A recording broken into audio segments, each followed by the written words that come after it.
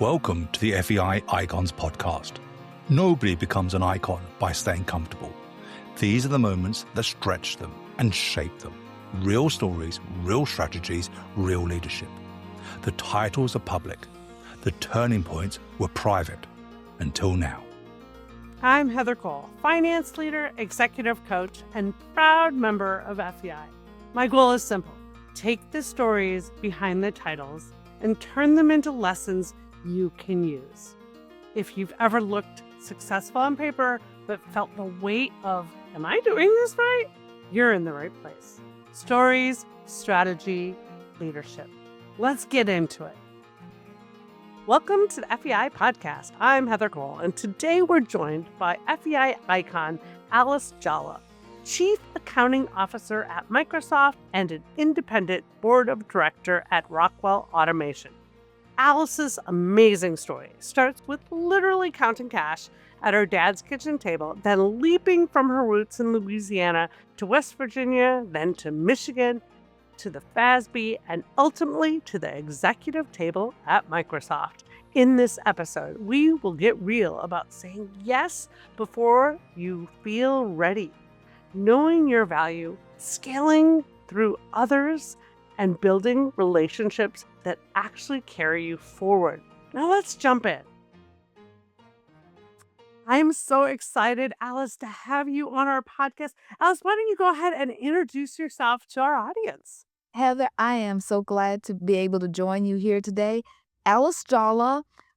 By day, I am Chief Accounting Officer at Microsoft, also an independent board director for Rockwell Automation. But I'd like to say, more than anything else, I'm just a Southerner at heart who happened to make it to the Pacific Northwest.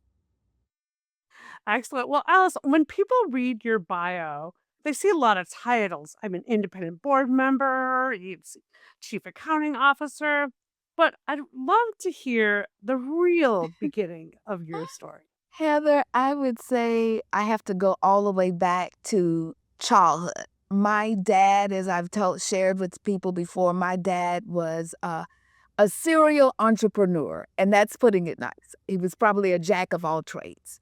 But I found myself, when he had a nightclub business, for example, he would bring home these bags of money. Now, I'm telling my age because that meant we actually had cash. There was no Apple Pay, Bitcoin, or Zelle, Venmo, all those other things we had.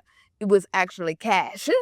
And so he would bring home the money, and I would line up all the bills and write it in a little notebook after I counted it. And I was like, okay, this sounds like fun. And I was kind of a numbers person. So he had another business, and he would take the timber that had been harvested from the forest, take it to the mill. They would measure the length of the logs and the circumference, and then I would add all of that up. And at the end of the week, he would take all of those slips, and they would calculate what his pay would be. So fast forward, now it's time. I'm going to go to college. First generation college student in my family. I'm going to go to college. And they was like, what are you going to major in? And I'm like, I think I'm going to be a doctor.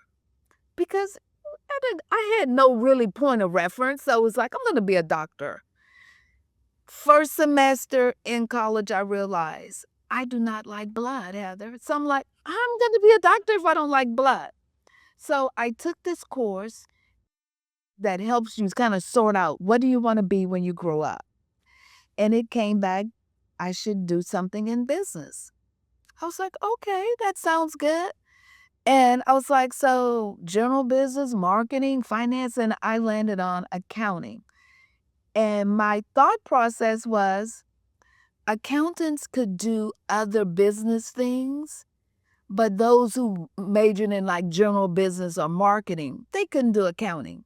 So I was like, okay, accounting it is, and never looked back and started my journey into the accounting profession from there. So it started by counting money as a kid.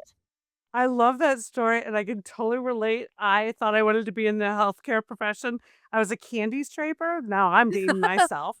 Oh, you had the pink and white pinstripe suit, Heather? Yeah. Oh, yeah, I had that. I would lasted 1 week, and I was like, "I can't do this." I couldn't stand the smell of I hospitals. know, I know. So I totally get that, and I love that you kind of were open to where your journey took you, right? But then you ended back where it sounded like you started as a kid counting the money, like, it's almost like there's a gravitational force that pulls you back to what you're supposed to be doing. Exactly. They say that things work out. Some say things work out the way they supposed to, and so it did. Now I have to say that the money for Fortune 500 companies, lot different scale than what I was dealing with at that time, but yes. Yes, absolutely. Well, maybe you could walk us through the chapters to Microsoft. You know, what were the defining moments that got you where you are today? I had a little bit more of dating myself. I didn't know anything, at the time I started my profession. Microsoft was in its infant states. Computers weren't really Mhm. prevalent. I remember starting my career and having the first like Mac kind of tall PC sitting on the desk. Yes. But growing up in Louisiana, went to LSU. So I'm getting out of college when the oil industry is depressed. I couldn't find a job. That was the most deflating feeling to go to the graduation exercise and like not have a job. I'm like, wow, I went 4 years of college and now I don't have a job. So my plan was if I couldn't get a job, I was just going to stay in school and applied to UT, University of Texas at Austin. I don't know how I landed on that. I just kind of maybe looked at the map and said, okay.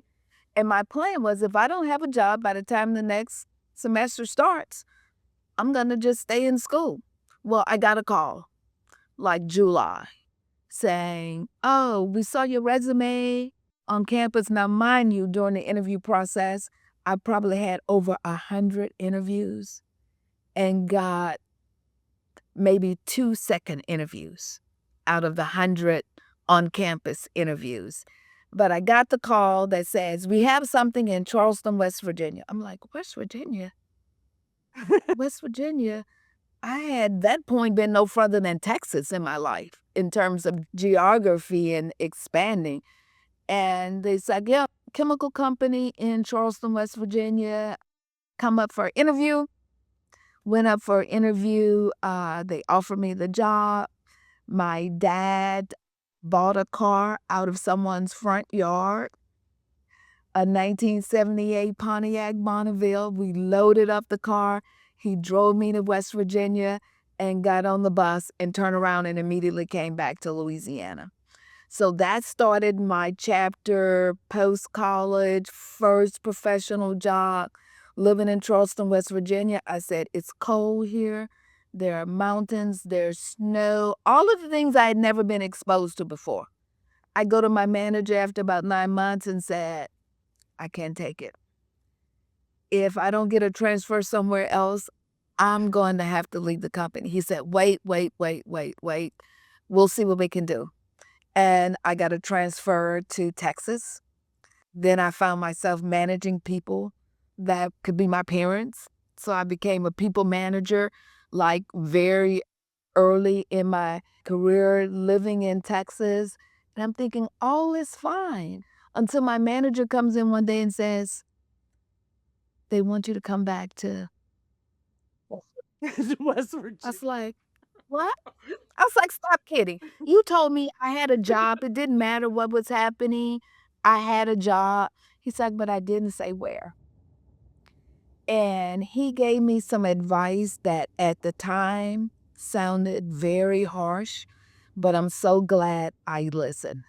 He said, you've said no to a couple other opportunities.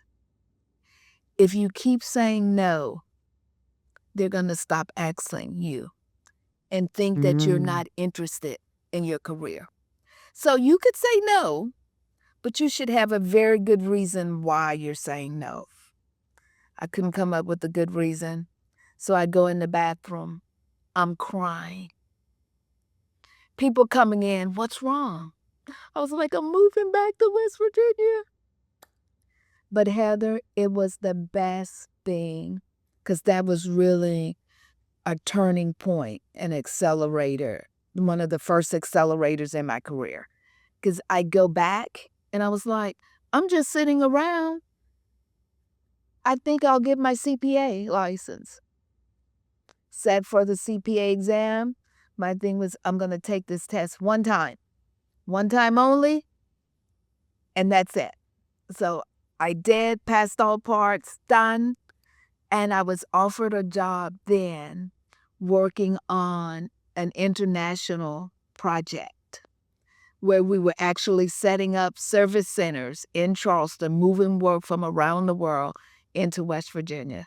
So I got to travel internationally. So for 3 years, I'm living out the suitcase, traveling, seeing places that I had only seen in a textbook that I never would imagine that I would see. That project is over. I'm like, okay, I'm still living in Charleston, West Virginia. What am I going to do? Guess I'll go back to school and get my MBA. Fast forward, the company was acquired by Dow Chemical. That started the chapter of me working for Dow Chemical. I was offered a job. When the transaction was approved, off to Michigan I go. Midland, Michigan, isn't it? That's like way up, and they would, yes, way up. The missioners would do the thumb thing to say, yes. right there. Way That's up. awesome. I'm in Michigan. It is cold. It is cold. Like, I thought West Virginia was cold. Michigan was cold. So I had a plan. I'm like, if by X period of time I'm still living in Michigan it is. I'm just going to learn to love it. I'm in the countdown. I'm like, by my birthday of this year, if I'm still here, I'm in the countdown. My manager calls me and says, there's an opportunity for a fellowship at the FASB. I'm like, what? You mean the people that write the accounting rules, that you have been on some of the technical committees? He was like, yes. I was like, here's my opportunity. Here is my opportunity. Did you first ask where it was? Because this could, like, if you end up in Canada I'm like, or something. it's in Connecticut. I'm in, and I go and get the fellowship, did the 2 years, faced with then it's time to, fellowship is coming to the end. The plan was your company sponsors you, you go back. Well, my manager had retired and moved on. I go back to meet with my new manager. He gives me a 5-minute meeting and said, don't worry, you're going to have a job when it's over. And I'm thinking, I can have a job anywhere. I didn't take this to have a job. And I knew that I was an industry fellow, but I knew that those who were from the Big Four firms were going back to their firms as partners. So I'm like, okay, now I was like, I think my value may have increased here, and it's worthy of more than a job. And so called up my previous manager who had moved on and was working at Microsoft. And I was like, I don't think I'm going to go back to Michigan. And he was like, okay. I was like, is there anything at Microsoft? And he's like, come out. You can talk to some people and see what happens. I came out, and now I'm approaching 19 years with Microsoft. When he retired, I succeeded him. And so it's been fantastic. So it's a couple moments in there when, I tell people you really have to know your value and advocate for your value. And then also the importance of relationships and relationship building is so key in having a successful career.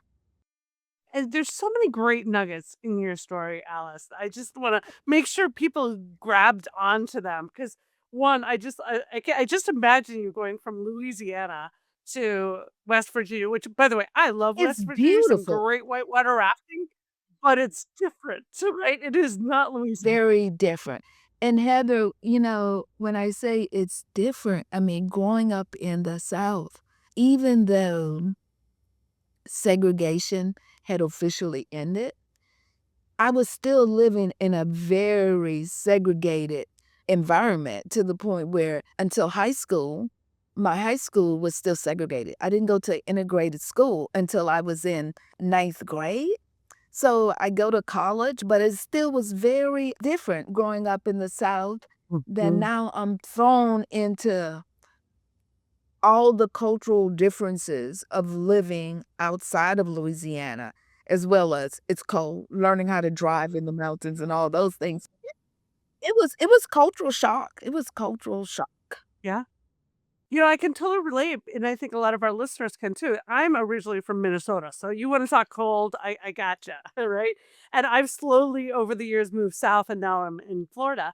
And I even experienced kind of the shock of how things are done differently in the South, and so I get it. And when you go from Louisiana to West Virginia to Yes, Michigan, I could.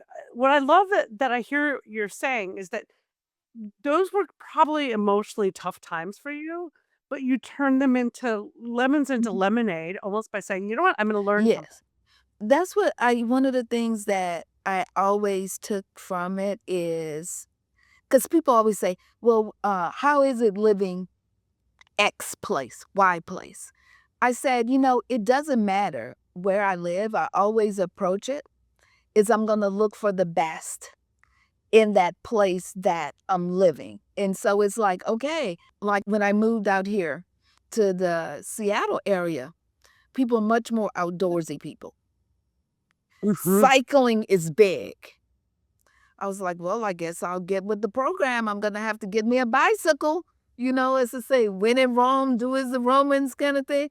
And so I got me a bicycle and I became more of an outdoorsy person than I had ever been. Now, I'm still a fair weather cyclist now because if it's raining, no. But it's like you just make the best of it. You embrace what has been my approach. You embrace what an area has to offer and take advantage of things that are different. Because, for example, living in Connecticut, I had never been exposed to live theater. I fell in love with New York. I'm still a lover of live theater. And that was like perfect because I'm living in this small area of Connecticut, but get on the train and 1 hour away, there was everything that New York City has to offer. So I said, just embrace the differences. I love that. I will tell you that I would not become a bicycler. I was so bad on a bike. My husband bought me a tricycle, like an adult Oh tricycle. no, Heather. Not even with the a bike with training wheels. You went straight to the tricycle. It's an adult tricycle. I was riding down the street one day and this old lady, like really old lady, was like, "I have one just like Now, does yours." it have a basket It was so on fun. on the front with flowers? No, on the back. Okay. Do you have a little basket of You get to go flowers? grocery shopping with it. I have no shame. I will ride a tricycle so to not kill myself. But I love that you're embracing like the new things, the challenging things. And I think that also applies to careers. And I'd Absolutely. love your take on this is being that open to take new leaps. Because you said you were saying no for a while, and then finally you're like, oh, I was told I gotta say yes. Like, what helped you make that shift to say, okay, I can say yes and embrace it? I think some of it was getting out of my own way. Mhm. And so often we are afraid to conquer things, new things.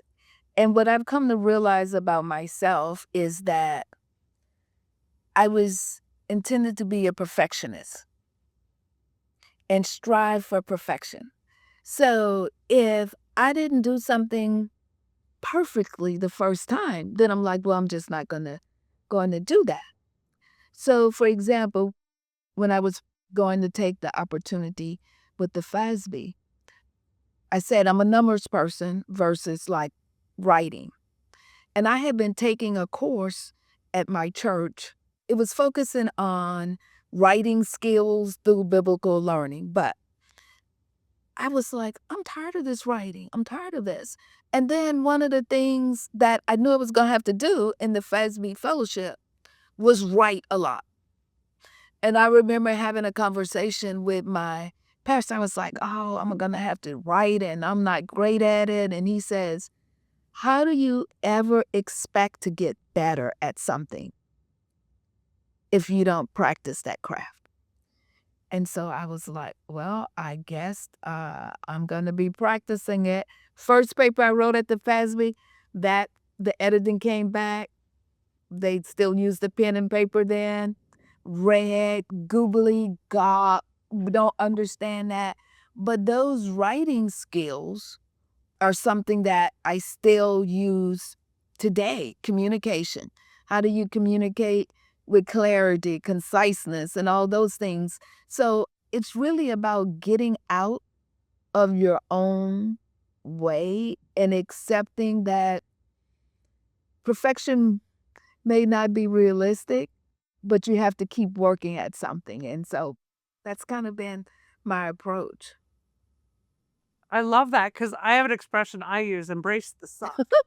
Because you you know, when you start, you're not gonna be good at something. And I'm kinda curious, as you went into these different roles, especially as you've climbed in the Microsoft world, obviously writing is one of them. But what other skills did you find that you needed to learn? In my coaching with CFOs, what I find a lot of times is it's that perfectionism and the skill that got them to where they are, but not the skills they need to get where they want to be. Does that make sense? Like, as you go up that ladder, now you need different things. So what were those things you had to learn and kind of get rid of to get you there? One of the biggest things is being able to kind of let go and that realize that Mhm. as you scale, you can't do it all yourself.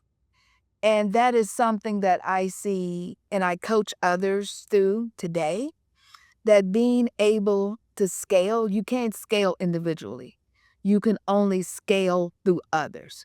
And so it becomes even more important, that aspect of developing others so that everyone can reach that level of greatness or those goals that they aspire to. So it's really, you have to like accept that, look, I can't do it all. I have to rely on others. And also, it's embracing the things that we all have, certain things we may really enjoy doing. And we may naturally, our tendency is to gravitate back to those things. But we Mhm. have to continue to not not lose sight of that as your role scales and as you take on broader and more diverse teams, that you don't just get to do all the things that you like to do, and you have to learn to love the things that may not be the top of your list of things. So that really empowering others and getting things done through others. The other thing that has been really key is that the more complex the organization, the more highly matrix it is. And there, you may look at an org chart and you may think that that's the way things really work and that's the way you get things done. And there's so many unwritten rules of how things really work, and getting things done through relationships become even more critical as you scale your role. It's not about, okay, I'm going to look on the org chart and this is what it says. But it's like, if I know that this person has the expertise or this person maybe has the influence with the other person or the other organization, how do I use those relationships to get things done?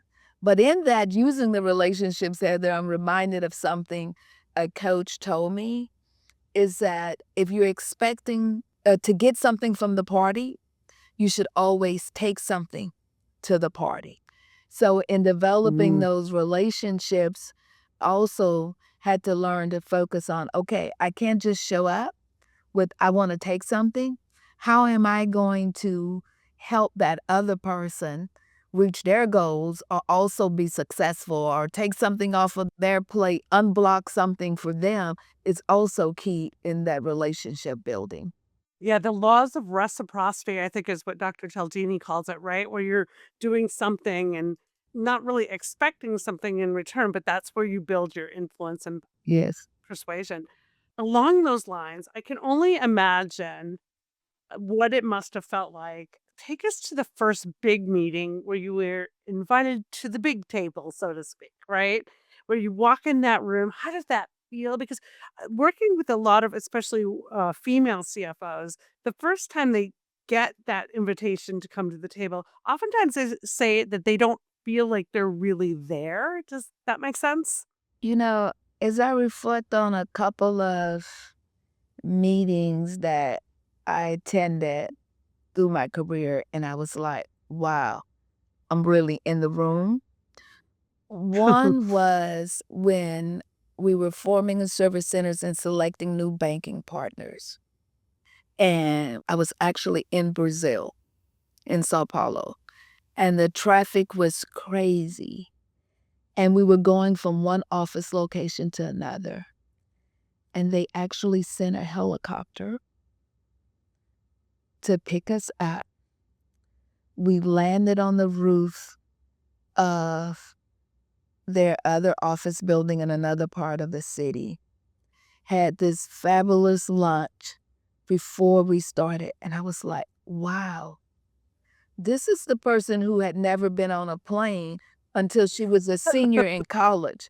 Now she's just been on a helicopter going into a banking meeting that obviously they had laid out the red carpet. I was like, wow, I'm in the room, but still maybe didn't have as key of a role, kind of, but because so I can absolutely relate to you're in the room, but does anyone care what you have to say?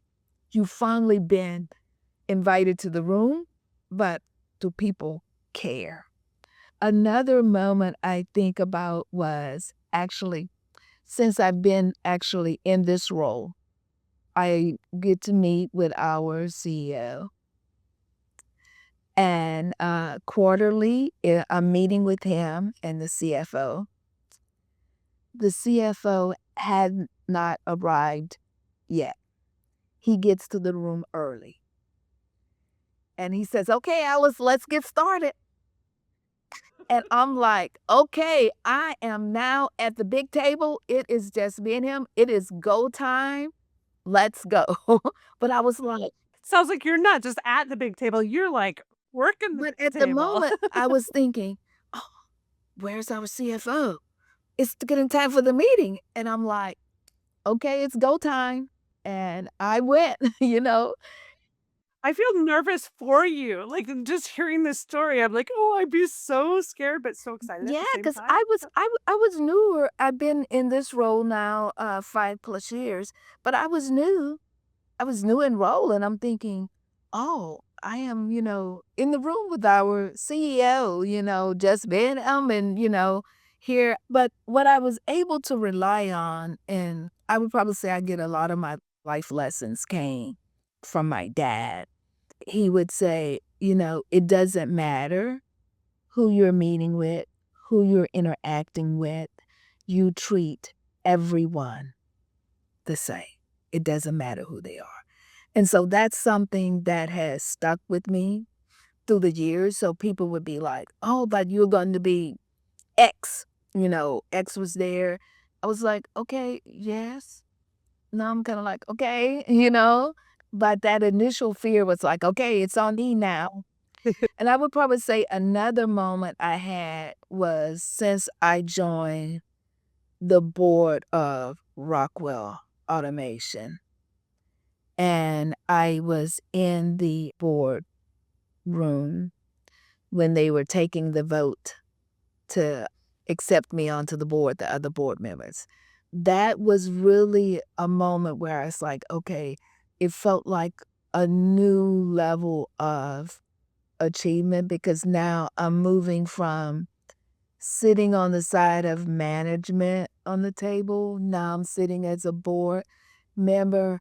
And it happened in February, which is when we celebrate Black History Month. And I was like, it felt extra special to be then among the first to be in that position and sit at that table and have that vote of confidence cast in front of me. That was a pivotal moment, Heather. You had to be so proud. That is such a great accomplishment. And, there is a great movement going on right now, women on boards, right? Coming out of California first, really trying to make it some more, at least publicly traded companies have better representation, which we all know that it could use a little work.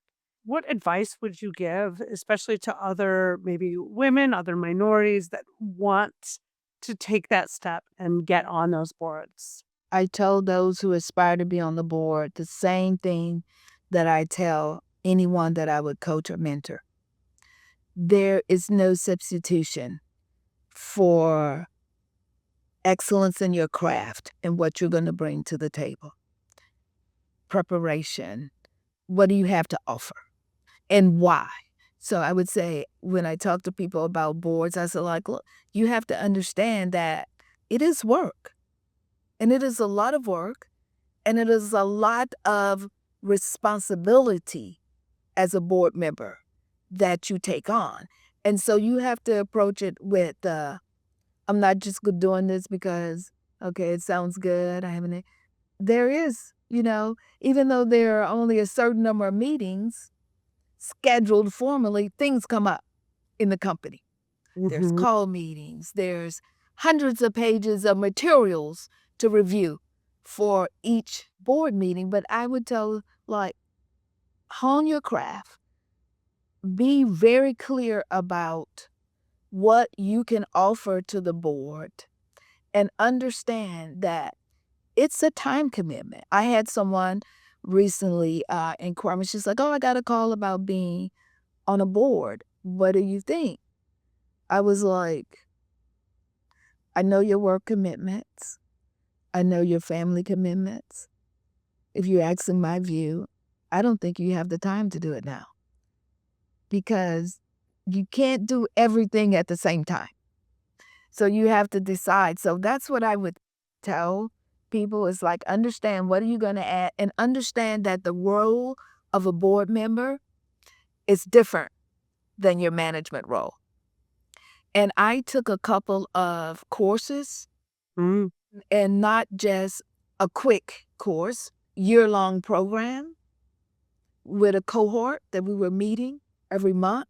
I did 2 of those types of programs to kind of help prepare me for the role of sitting on the board. And so it's different. And every committee, then your board meetings, committee meetings. So prepare, understand what you're getting into, and make sure that you have the time to commit to it. Yeah, I love that. I'm getting a vibe here, Alice, that you are like the queen of preparation. Just like whatever you go into, it doesn't seem like you just kind of wing it. Would that be true? That Heather, it's absolutely true. I think someone told me, be okay, you will never use everything you prepare for. It is best to be over-prepared than under-prepared. And even today, when I have board meetings myself, or I have large meetings I have a lot of content to deliver and be prepared. I've prepared it, I've reviewed it, but still the morning of the meeting, my team knows, I'm up at 4:30, 5 o'clock. I'm back in the details. I'm going through it again in terms of being prepared. Yes, I probably am a over-preparer, Heather. I don't think there's such thing as an over preparer, is there? And probably a key component of why people kept pulling you along over the years and saying, come back with me, right? Because I mean, that's the type of team members we want, right? The people that are going to step up and be over prepared. Can I have 100 of those, please? Right. Yeah. Yeah. Yeah. So you alluded a little bit about your travels. You travel a lot, I imagine, Yes. right, Alice? So I too have done a lot of travels. And one of the things I always think is interesting in traveling a lot is maintaining friendships when you're a road warrior. Now, I know a lot of financial executives also are road warriors. Maybe you can give us some secrets on how do you keep those connections? Because everybody on the outside seems to think that road warrior is this awesome thing. Oh, you get to go to Brazil and you get, and then I don't know about you, but I always felt it was amazing and lonely at the same time a little bit. Like you have to work on those relationships. Yes. So I have been someone, Heather, that focused on quality of relationships than the quantity of relationships. Mm. So, for example, I'm not a big social media person. Like, I don't have Facebook friends, you know, I don't have Instagram friends Me or too. followers. So I've never gravitated, even growing up, I was more like a few close friends. And Mhm. I think I focus on quality of relationships versus the quantity of relationships. And that's the way I've been able to maintain those relationships.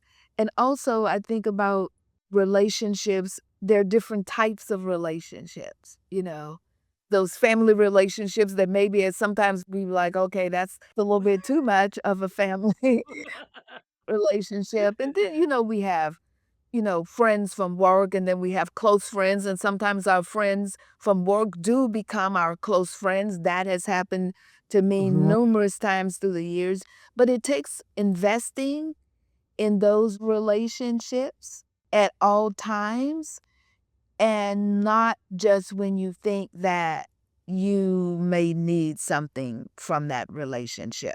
So, for example, just today in my email, I got an email from someone who said, someone that you met said that they met you in 2023 and they're applying for a job at Microsoft. And I'm thinking, I haven't heard from this person from 2020 since 2023. And so now they reach out. Like, so it's about making, someone said you have to make deposits into relationships. So when you need to make Mhm. withdrawals, they're there, but you have to continue. It takes work. It takes work on all types of relationships, whether they're, in the work setting, in your family life, the same energy you have to put into it. But quick story about relationships. There's someone, she's no longer with Microsoft, but she was on my very first team when I hired in to Microsoft. She's moved on, and but we stay in touch, not all the time, but we stay in touch, meet up from dinner time to time. I was vacationing in Tokyo this summer, and someone texted me and said, this friend I saw on her Facebook post, she's in Tokyo. And I text her up, and I was like, I hear you're in Tokyo. And she's like, yes, I'm on a layover on my way to New Zealand. I stopped to have noodles because she's a big foodie. I stopped to have noodles. So we met up and had lunch and was sending pictures. I was like, look who I found here in Tokyo. And so you have those relationships that maybe you don't talk to them every day, every week, but there's something that grounded you in that relationship that you Mhm. gravitate back to. I love that because for those of us that have been road warriors, I think it's great advice to keep it almost like a closer Yes. circle, right? But as you said, make those friendship deposits. I texted a girlfriend the other day and just said, hey, I'm thinking about you. I know you check on everyone. Who checks in on you? And she's like, Oh my goodness. Like having that connection is so important, especially as we move into this digital world, right? Absolutely. It just seems that we're missing that authenticity, which is what I can tell you have with those friendships. I was reading something about someone and I said, I'm actually going to pick up that habit and to go back to putting pen to paper for connecting with individuals versus just always the text. I'm gonna get some nice note cards and I'm gonna periodically just drop a note in the snail mail. Hope that they get it in a reasonable amount of time. But there's something that says very intentional about pausing to put the pen to the paper, to send a Mhm. note, with connecting with individuals differently than just digitally. You know, it'd be fun, Alice. Get one of those seal kits. Remember, like back in the day, they would take wax and they would Yes, have a imprint their yes, initials. yes, yes, I could totally see you having your own, like, yes, I Alice. need a nice pen and everything. Yeah, like everything. Get really cool stamps. They have some really neat stamps out these Yes, days. yes. I love that. I just looked at the time. The time has flown by. I could sit and chat with you forever. It'd be so much fun. I do have two more quick Okay. questions for you. At your retirement party, what would you hope people say about you? And what do you want your legacy to be? So, Heather, I think I'm not gonna have a retirement party. I've never had a party when I changed or left roles. Maybe because I'm good at throwing parties for others, but I'm not one that like to have a party for myself. So Mm. when I retire, I would probably just leave a little note and say, I'm retired. But I hope my legacy is that I left things better than what I found it. Just that simple, that I left it better than what I found it. I love that. That's good. That's like a mantra that I think is everybody could live Yes. by, right?